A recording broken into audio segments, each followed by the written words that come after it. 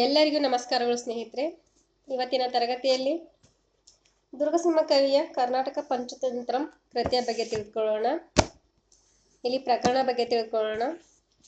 ಮೊದಲ ಪ್ರಕರಣ ಭೇದ ಪ್ರಕರಣ, ಎರಡನೇ ಪ್ರಕರಣ ಪರೀಕ್ಷಾ ವ್ಯಾವರಣಂ, ಮೂರನೇ ಪ್ರಕರಣ ವಿಶ್ವಾಸ ಪ್ರಕರಣ, ನಾಲ್ಕನೇ ಪ್ರಕರಣ ವಂಚನಾ ಪ್ರಕರಣ, ಐದನೇ ಪ್ರಕರಣ ಮಿತ್ರಕಾರ್ಯ ಪ್ರಕರಣ. ಮೊದಲ ತರಗತಿಯಲ್ಲಿ ನಾವು ಭೇದ ಪ್ರಕರಣದ ಬಗ್ಗೆ ತಿಳಿದುಕೊಂಡಿದ್ದೀವಿ. ಈಗ ಎರಡನೇ ತರಗತಿಯಲ್ಲಿ ಇವತ್ತಿನ ದಿವಸ ಪರೀಕ್ಷಾ ವ್ಯಾವರಣಂ ಬಗ್ಗೆ ತಿಳ್ಕೊಳ್ಳೋಣ. ಇಲ್ಲಿ ಬರ್ತಕ್ಕಂಥ ಕಥೆಗಳ ಬಗ್ಗೆ ತಿಳ್ಕೊಳ್ಳೋಣ. ಇಲ್ಲಿ ಎರಡನೇ ಪ್ರಕರಣವಾದ ಪರೀಕ್ಷಾ ವ್ಯಾವರಣಂ ಪ್ರಕರಣದಲ್ಲಿ ಒಟ್ಟು 5 ಕಥೆಗಳು ಬರುತ್ತೆ. ಇಲ್ಲಿ ಒಂದನೇ ಕತೆ ಬ್ರಾಹ್ಮಣ ಮುಂಗುರಿಯಂ ಕೊಂದ ಕತೆ ಬರುತ್ತೆ. ಎರಡನೇ ಕತೆ ಸೋಮಶರ್ಮನ ತಂದೆ ಕತೆ ಬರುತ್ತೆ. ಮೂರನೇ ಕತೆ ಪರಧನ ಕತೆ ಬರುತ್ತೆ. ನಾಲ್ಕನೇ ಕತೆ ಅಜಿತನ ಕತೆ ಬರುತ್ತೆ. ಐದನೇ ಕತೆ ವೃದ್ಧ ಗೌತಮಿಯ ಕತೆ ಬರುತ್ತೆ. ಇಲ್ಲಿ ಒಂದೊಂದಾಗಿ ನಾವು ಈ ಕಥೆಯನ್ನು ನೋಡೋಣ ಸ್ನೇಹಿತರೆ. ಪರೀಕ್ಷಾ ವ್ಯಾವರಣಂ ಈ ಪ್ರಕರಣದಲ್ಲಿ ಬರುವ ಮೊದಲ ಕತೆ ಬ್ರಾಹ್ಮಣಂ ಮುಂಗುರಿಯಂ ಕೊಂದ ಕತೆ. ಈ ಬ್ರಾಹ್ಮಣ ಮುಂಗುರಿಯಂ ಕೊಂದ ಕಥೆಯಲ್ಲಿ ಪುರ ಬರುತ್ತೆ, ಶೋಭಾವತಿ ಎಂಬ ಪುರ ಬರುತ್ತೆ. ಆ ಶೋಭಾವತಿ ಎಂಬ ಪುರದಲ್ಲಿ ಬ್ರಾಹ್ಮಣ ವಾಸವಾಗಿರ್ತಾನೆ ದೇವಶರ್ಮ ಅಂತಂದು. ಅವನ ಪತ್ನಿ ಯಜ್ಞದತ್ತೆ. ಅವಳ ಪತ್ನಿ ಯಜ್ಞದತ್ತೆ ಗರ್ಭಿಣಿಯಾಗಿರ್ತಾಳೆ. ಗರ್ಭಿಣಿ ಆದ್ಮೇಲೆ ಒಂದು ದೇವಶರ್ಮ ಮತ್ತು ಯಜ್ಞದತ್ತೆಯ ನಡುವೆ ಒಂದು ಸಂಭಾಷಣೆ ನಡೆಯುವ ಒಂದು ಪ್ರಸಂಗ ಬರುತ್ತೆ. ಆ ಸಂಭಾಷಣೆಯಲ್ಲಿ ಒಂದು ಸಂಭಾಷಣೆಯಲ್ಲಿ ದೇವಶರ್ಮ ಹೇಳ್ತಾನೆ, ನೀನು ಗಂಡು ಮಗುವಿಗೆ ಜನನ ನೀಡುವೆ ಅಂತಂದು ಹೇಳ್ತಾನೆ. ಆಗ ಅವಳು ಪತ್ನಿ ಹೇಳ್ತಾಳೆ, ಒಂದು ಸಾಲನ್ನು ಹೇಳ್ತಾಳೆ. ಆ ಸಾಲನ್ನು ನಾನು ಹೇಳುವೆ ಇಲ್ಲಿ. ಆಯಸ್ಸು ವಯಸ್ಸು ಗರ್ಭಿಣಿಯರ ಗರ್ಭದ ನೆಲೆ ಋಷಿಯರು ಕೂಡ ಅರಿಯರು, ನೀವು ಹೇಗೆ ಹೇಳ್ತೀರಾ ನನಗೆ ಗಂಡು ಮಗು ಜನನವಾಗುವುದು ಅಂತಂದು ಹೇಳುವ ಒಂದು ಸನ್ನಿವೇಶ ನಾವಿಲ್ಲಿ ಈ ಬ್ರಾಹ್ಮಣ ಮುಂಗುರಂ ಕೊಂದ ಕಥೆಯಲ್ಲಿ ಕಾಣುತ್ತೇವೆ. ಇಲ್ಲಿ ಸ್ವಲ್ಪ ಕೆಲವು ದಿನಗಳ ನಂತರ ಏನಾಗುತ್ತೆ, ಅವಳು ಒಂದು ಗಂಡು ಮಗುವಿಗೆ ಜನನ ನೀಡ್ತಾಳೆ. ಗಂಡು ಮಗು ಜನಿಸುತ್ತೆ. ಗಂಡು ಮಗು ಜನಿಸಿದ ಮೇಲೆ ಸ್ವಲ್ಪ ದಿವಸಗಳ ನಂತರ ಏನಾಗುತ್ತೆ, ಅವಳು ಆ ಮಗುವಿನ ಹಾಸಿಗೆಯನ್ನು ಒಗೆಯೋದಕ್ಕೆ ಹೋಗಿರ್ತಾಳೆ ಹೊರಗಡೆ. ಹೋಗದಾಗ ಅವಳು ಏನ್ ಮಾಡ್ತಾಳೆ, ತನ್ನ ಗಂಡನದ ದೇವಶರ್ಮನಿಗೆ ಹೇಳಿ ಹೋಗ್ತಾಳೆ, ಈ ಮಗುವನ್ನು ನೀವು ನೋಡ್ಕೊಳ್ಳಿ ನಾನು ಬರೋವರೆಗೂ ಅಂತಂದು ಹೇಳಿ ಹೋದಾಗ ಆ ದೇವಶರ್ಮ ಏನ್ ಮಾಡ್ತಾನೆ, ನೋಡ್ಕೊಳ್ತಾ ಇರ್ತಾನೆ. ಇಲ್ಲಿ ರಾಜರ ಆಳುಗಳು ಬಂದು ನಿನಗೆ ರಾಜ ಕರೆದಿದ್ದಾನೆ, ನಿನಗೆ ಧಾನ್ಯವನ್ನು ಕೊಡೋದಕ್ಕೆ ಕರೆದಿದ್ದಾನೆ ಅಂತಂದು ಹೇಳಿದಾಗ ಆ ದೇವಶರ್ಮ ಏನ್ ಮಾಡ್ತಾನಂದ್ರೆ ಆ ಮಗುವಿನ ಹತ್ರ ಮುಂಗುರಿಯನ್ನು ಬಿಟ್ಟು ಆ ರಾಜನ ಕಡೆ ಹೋಗ್ತಾನೆ. ಹೋಗಿ ಬರ್ತಾನೆ. ಬಂದ್ಮೇಲೆ ನೋಡ್ತೇನೆ ಬಾಗ್ಲಲ್ಲಿ ಮುಂಗುರಿ ಕೂತಿರುತ್ತೆ. ಆ ಮುಂಗುರಿ ಬಾಯಿಗೆಲ್ಲ ರಕ್ತ ಆಗಿರುತ್ತೆ, ಮಾಂಸದ ತುಂಡುಗಳು ಅಲ್ಲಿ ಬಿದ್ದಿರುತ್ತೆ. ಅದನ್ನು ನೋಡಿ ಅವನಿಗೆ ಅನ್ಸುತ್ತೆ, ಈ ಮುಂಗುರಿ ನನ್ನ ಮಗುವನ್ನು ಕಚ್ಚಿ ಸಾಯಿಸಿದೆ ಅಂತ ಅನಿಸ್ಬಿಡುತ್ತೆ. ಆಗ ಏನ್ ಮಾಡ್ತಾನೆ, ಆ ಮುಂಗುರಿ ತಲೆ ಮೇಲೆ ಹೊಡೆದು ಸಾಯಿಸ್ಬಿಡ್ತಾನೆ ಮುಂಗುರಿ. ಒಳಗಡೆ ಹೋಗಿ ನೋಡ್ತಾನೆ, ಆ ಮುಂಗುರಿ ಹಾವನ್ನು ಕಚ್ಚಿ ಸಾಯಿಸಿರ್ತಾನೆ. ಇಲ್ಲಿ ಹಾವಿನ ತುಂಡುಗಳು ಬಿದ್ದಿರುತ್ತೆ. ಆ ಹಾವನ್ನು ಕಚ್ಚಿ ಸಾಯಿಸಿರುತ್ತೆ. ಆ ಮಗು ಆಟ ಆಡ್ತಿರುತ್ತೆ ಅಲ್ಲಿ, ಅದು ಸತ್ತಿರೋದಿಲ್ಲ. ಅವನಿಗೆ ಆಮೇಲೆ ಬ್ರಾಹ್ಮಣನಿಗೆ ಪಶ್ಚಾತ್ತಾಪ ಆಗುತ್ತೆ, ನಾನು ವಿನಾಕಾರಣ ಉಪಕಾರ ಮಾಡಿದ ಈ ಮುಂಗುರಿಯನ್ನು ನಾನು ಸಾಯಿಸಿದೆ ಅಲ್ಲ ಅಂತ ನನಗೆ ಪಶ್ಚಾತ್ತಾಪ ಆಗುತ್ತೆ. ಆಮೇಲೆ ಅವನ ಪತ್ನಿ ಬರ್ತಾಳೆ ಯಜ್ಞದತ್ತೆ. ಅವಳಿಗೆ ಹೇಳ್ತಾನೆ ಹೀಗಾಗಿದೆ ಅಂತಂದು. ಇಲ್ಲ, ಪಶ್ಚಾತ್ತಾಪ ಪಡಬೇಡಿ ಅಂತ ಕೂಡ ಅವಳು ಸಂತೈಸುವ ಒಂದು ಪ್ರಸಂಗ ಕೂಡ ಈ ಬ್ರಾಹ್ಮಣ ಮುಂಗುರಿಯಂ ಕೊಂದ ಕಥೆಯಲ್ಲಿ ನಾವು ಕಾಣುತ್ತೇವೆ.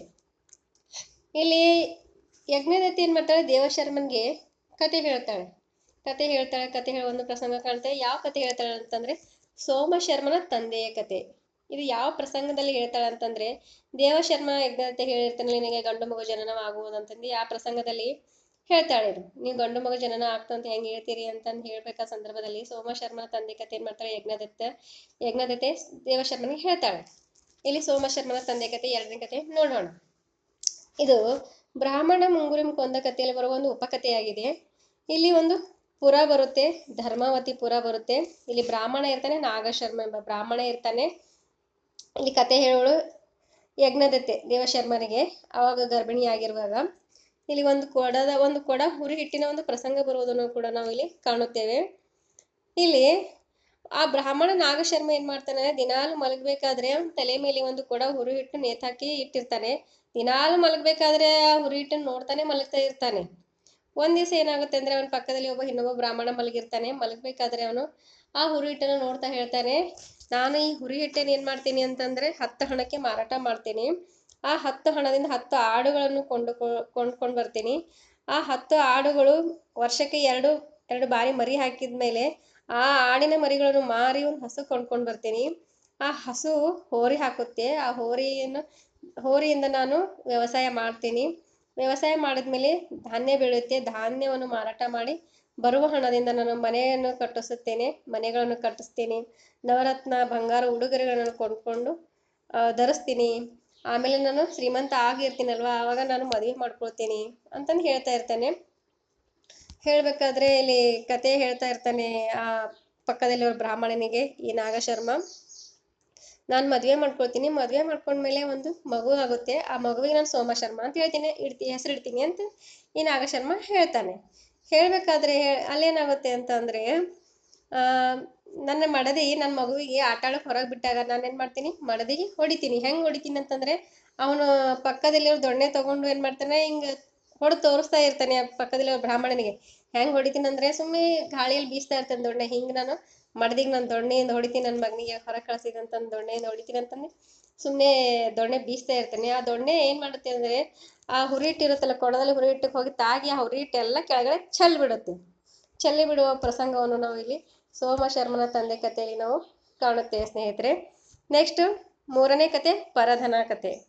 ಈ ಪರಧನ ಕತೆ ಬ್ರಾಹ್ಮಣ ಮುಂಗುರಂ ಕೊಂದ ಕಥೆಯಲ್ಲಿ ಬರುವ ಒಂದು ಉಪಕಥೆಯಾಗಿದೆ. ಇಲ್ಲಿ ಕತೆ ಹೇಳೋಳು ಕೂಡ ಯಜ್ಞದತ್ತನೇ ದೇವಶರ್ಮನಿಗೆ. ಇಲ್ಲಿ ಒಂದು ಪಟ್ಟಣ ಬರುತ್ತೆ, ಭದ್ರಪುರ ಎಂಬ ಪಟ್ಟಣ ಬರುತ್ತೆ.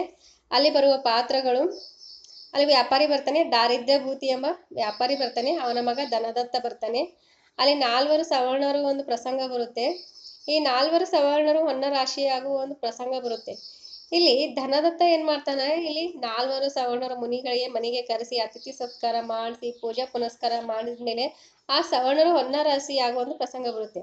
ಅವರು ಹೊನ್ನ ರಾಶಿ ಆಗಿದ್ಮೇಲೆ ಅಲ್ಲಿ ಪಕ್ಕದಲ್ಲಿರುವ ಒಬ್ಬ ವ್ಯಾಪಾರಿ ಏನ್ ಮಾಡ್ತಾನೆ, ಅವ್ನು ನೋಡ್ತಾನೆ, ನಾನು ಕೂಡ ಮುನಿಗಳನ್ನು ಕರೆಸಿ ಹಿಂಗೆ ಪೂಜೆ ಪುನಸ್ಕಾರ ಮಾಡಿದಾಗ ಹೊನ್ನರಾಶಿ ಆಗ್ಬೋದಲ್ಲ ಅಂತೇಳಿ ಅವನು ಹಾಗೆ ಮಾಡಕ್ ಹೋಗ್ತೀನಿ, ಅವ್ರು ಹೊನ್ನರಾಶಿ ಆಗೋದಿಲ್ಲ.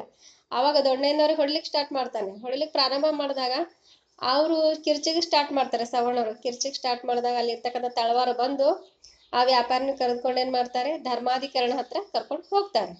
ಧರ್ಮಾಧಿಕಾರಿ ಹತ್ರ ಕರ್ಕೊಂಡು ಹೋದಾಗ ಅಲ್ಲೇನಾಗ್ತದೆ ಅಂತಂದ್ರೆ ಅಲ್ಲಿ ಈ 4ನೇ ಅಜಿತನ ಕತೆ ಪ್ರಾರಂಭ ಆಗುತ್ತೆ. ಇಲ್ಲಿ ಧರ್ಮಾಧಿಕಾರಿಣವ್ರು ಏನು ಮಾಡ್ತಾರೆ, ಅಜಿತನ ಕಥೆಯನ್ನು ಹೇಳೋದಕ್ಕೆ ಪ್ರಾರಂಭ ಮಾಡ್ತಾರೆ.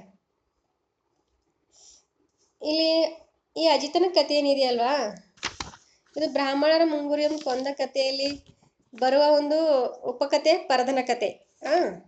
ಈ ಪರಧನ ಕಥೆಯಲ್ಲಿ ಮತ್ತೆ ಉಪಕಥೆ ಬರುತ್ತೆ, ಅದು ಅಜಿತನ ಕತೆ. ಇದು ಇಲ್ಲಿ ಪಂಚತಂತ್ರ ಕಥೆಯಲ್ಲಿ ಕತೆ ಬರುತ್ತೆ, ಕಥೆಯಲ್ಲಿ ಉಪಕಥೆ ಬರುತ್ತೆ, ಉಪಕಥೆಯಲ್ಲಿ ಮತ್ತೆ ಉಪಕಥೆ ಬರುತ್ತೆ. ಇದೇನಾಗಿದೆ ಅಂದರೆ ಇಲ್ಲಿ ಉಪಕಥೆಯಾಗಿದೆ ಈ ಅಜಿತನ ಕತೆ. ಈ ಉಪಕಥೆಯಲ್ಲಿ ಇನ್ನೊಂದು ಉಪಕಥೆಯಾಗಿರುವ ಈ ಅಜಿತನ ಕಥೆಯಲ್ಲಿ ನೋಡೋಣ ಏನ್ ಬರುತ್ತೆ ಅಂತ. ಈ ಕತೆ ಹೇಳುವವರು ಧರ್ಮಾಧಿಕರಣರು. ಇಲ್ಲಿ ಒಂದು ಪಟ್ಟಣ ಬರುತ್ತೆ, ಅಮರಾವತಿ ಎಂಬ ಪಟ್ಟಣ ಬರುತ್ತೆ. ಪಾತ್ರ ಬರುತ್ತೆ ವ್ಯಾಪಾರಿ ವಿಮಳಮತಿ ಎಂಬ ಪಾತ್ರ ಬರುತ್ತೆ. ಅವನು ಸತ್ತೋಗಿರ್ತಾನೆ.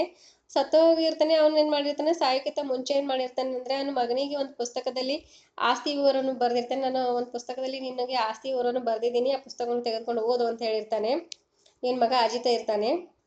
ಆಗ ಅವನು ಅಲ್ಲಿ ಏನಿರ್ತದೆ, ಸುಭಾಷಿತ ಬರೆದಿರ್ತದೆ ಆ ಪುಸ್ತಕದಲ್ಲಿ. ಆ ಮಗ ಏನ್ ಮಾಡ್ತಾನಂದ್ರೆ ದಿನಾಲೂ ಒಂದೊಂದು ಸುಭಾಷಿತವನ್ನು ಓದುವ ಒಂದು ಹವ್ಯಾಸ ಹಾಕೊಂಡಿರ್ತಾನೆ ಈ ಅಜಿತ.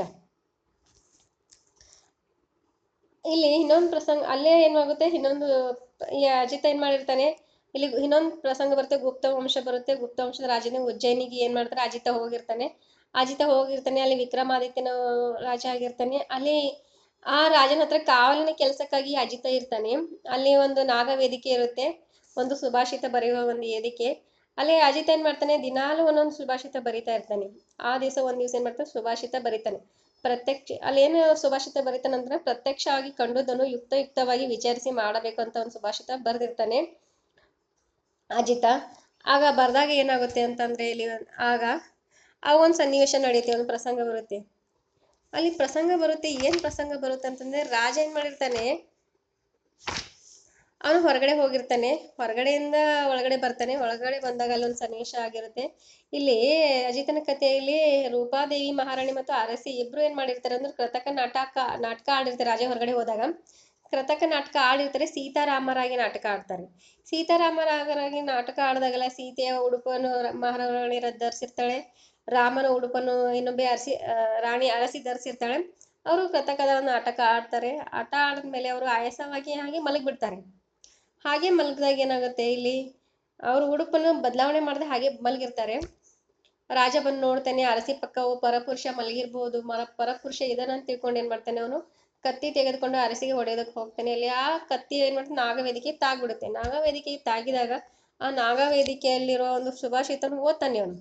ಸುಭಾಷಿತವನ್ನು ಓದಿದಾಗ ಅಲ್ಲಿ ಏನಿರುತ್ತೆ ಸುಭಾಷಿತದಲ್ಲಿ ಅಂದ್ರೆ, ಹೇಳಿ ಕೇಳದ ಮಾತನ್ನೇ ವಿಶ್ವಾಸಿಸಬಾರದು, ಅಜ್ಞಾನವಾದ ದೃಷ್ಟಿಯಿಂದ ಕಂಡ ಕಾರ್ಯವನ್ನೇ ಬೇಗನೆ ಮಾಡಬಾರದು, ಪ್ರತ್ಯಕ್ಷವಾಗಿ ಕಂಡುದನ್ನು ಯುಕ್ತವಾಗಿ ವಿಚಾರಿಸಿ ಮಾಡಬೇಕು ಅಂತ ಬರ್ದಿರ್ತಾರೆ. ಆಗೇನ್ ಮಾಡ್ತಾನೆ, ಇದು ನೋಡೋಣ ಪ್ರತ್ಯಕ್ಷವಾಗಿ ಕಂಡಿದ್ದನ್ನು ಯುಕ್ತವಾಗಿ ವಿಚಾರಿಸಿ ಮಾಡ್ಬೇಕಂತ ಇದೆಯಲ್ಲ ಅಂತೇನ್ ಮಾಡ್ತಾನೆ, ರಾಣಿಗೆ ಎಬ್ಬಿಸ್ತಾನೆ. ಎಬ್ಬಿಸಿದಾಗ ರಾಣಿ ಅರಸಿ ಇರ್ತಾರೆ. ಎದ್ದು ಏನಿದು ಅಂತ ಕೇಳಿದಾಗ ಅವ್ರು ಹೇಳ್ತಾರೆ, ನಾವು ಸೀತಾರಾಮರಾಗಿ ನಾಟಕ ಆಡಿ ಕೃತಕ ನಾಟಕ, ಆಯಾಸ ಆಗಿತ್ತು ಹಾಗೆ ಮಲಗಿದ್ದೀವಿ ಅಂತ ಹೇಳ್ತಾರೆ. ಅವನಿಗೆ ಅವಾಗ ಗೊತ್ತಾಗುತ್ತೆ, ಇಲ್ಲಿ ಪರಪುರುಷ ಇಲ್ಲ, ಇಬ್ರು ಕೂಡ ನನ್ನ ರಾಣಿಯರೇ ಇದ್ದಾರೆ ಅಂತ ಗೊತ್ತಾಗುತ್ತೆ. ಗೊತ್ತಾದಾಗ ಇದು ಈ ಸುಭಾಷಿತ ಯಾರು ಬರ್ದಿದ್ದಾರೆ ಅಂತಂದು ಕೇಳಿದಾಗ ಇಲ್ಲಿ ಅಜಿತ ಬರ್ದಿದ್ದಾನೆ ಅಂತಂದು ಹೇಳೋ ಒಂದು ಸನ್ನಿವೇಶ ಕಾಣ್ತೀವಿ ಈ ಸುಭಾಷಿತವನ್ನು. ಅದಕ್ಕೆ ಈ ಕಥೆಯಲ್ಲಿ ಪ್ರತ್ಯಕ್ಷವಾಗಿ ಕಂಡೋದನ್ನು ಯುಕ್ತವಾಗಿ ವಿಚಾರಿಸಿ ಮಾಡಬೇಕು ಅನ್ನೋದನ್ನು ಕೂಡ ಈ ಪರೀಕ್ಷಾ ವಿವರಣ ಪ್ರಕರಣದಲ್ಲಿ ಇರೋದನ್ನು ನಾವು ಕಾಣುತ್ತೇವೆ ಸ್ನೇಹಿತರೆ. ಈಗ ನೆಕ್ಸ್ಟ್ 5ನೇ ಕತೆ, ವೃದ್ಧ ಗೌತಮಿಯ ಕತೆ. ಈ ವೃದ್ಧ ಗೌತಮಿ ಕಥೆಯಲ್ಲಿ ಕೂಡ ಯಜ್ಞದತ್ತೆನೇ ಕತೆ ಹೇಳ್ತಾಳೆ. ಯಾಕೆ ಹೇಳ್ತಾಳೆ ಅಂತಂದ್ರೆ, ಅಲ್ಲಿ ದೇವಶರ್ಮನಿಗೆ ಏನಾಗುತ್ತೆ ಅಂದ್ರೆ, ಅವನಿಗೆ ಬಹಳ ಪಶ್ಚಾತ್ತಾಪ ಆಗುತ್ತೆ.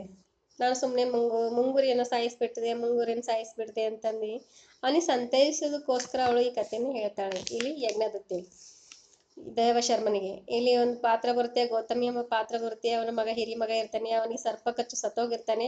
ಅಲ್ಲಿ ಬೇಡ ಬರ್ತಾನೆ, ಆ ಸರ್ಪನ ಹಿಡ್ಕೊಂಡು ಬರ್ತಾನೆ. ಈ ಸರ್ಪನೇ ನಿನ್ನ ಮಗನಿಗೆ ಕಚ್ಚಿದೆ, ಸಾಯಿಸು ಅಂತ ಹೇಳಿದಾಗ ಗೌತಮಿ ಹೇಳ್ತಾಳೆ, ಅದರ ಸ್ವಭಾವದಲ್ಲೇ ವಿಷ ಇದೆ, ಅದಕ್ಕೆ ನಾನು ಹೇಗೆ ಸಾಯಿಸೋದಿಲ್ಲ ಅಂತ ಬಿಡ್ತಾಳೆ. ಆದ್ದರಿಂದ ನೀನು ಪಶ್ಚಾತ್ತಾಪ ಪಡಬೇಡ ಅಂತಂದು ಇಲ್ಲಿ ಏನ್ ಮಾಡ್ತಾಳೆ ಅಂದ್ರೆ, ಯಜ್ಞದತ್ತೆ ದೇವಶರ್ಮನಿಗೆ ಹೇಳುವ ಒಂದು ಸನ್ನಿವೇಶ ನಾವು ಈ ಕಥೆಯಲ್ಲಿ ಕಾಣುತ್ತೇವೆ ಸ್ನೇಹಿತರೆ. ಇಲ್ಲಿಗೆ ನಾನು ಈ ತರಗತಿಯನ್ನು ಮುಗಿಸುತ್ತೇನೆ. ಎಲ್ಲರಿಗೂ ಧನ್ಯವಾದಗಳು.